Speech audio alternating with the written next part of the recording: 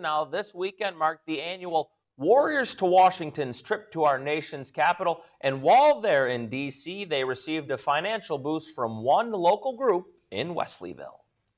This year, we're going to present a check for $2,000 from Legion Riders of Wesleyville. Our primary donation was to the Wounded Warrior Project. And then we heard about Warriors to Washington. Giving back to the community has always been a priority for the Legion Riders Post 571 in Wesleyville. Director Don King says the Riders have a special connection with the group and retired Harbor Creek High School teacher and president Joe Fott, who knew and had as students the 3 service members from the Harbor Creek area that had been lost, which would be my son Jared, Brian Bell, and Donnie Oakes. So, you know, it just only made sense that we needed to help support their cause.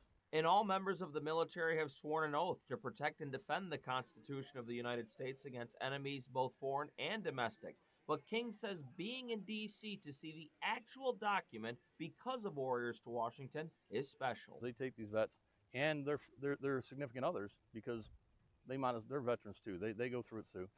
They take them to D.C. for the weekend, all expenses paid, and they show them everything there is to see. King, a veteran himself, made the journey to D.C. with the group previously.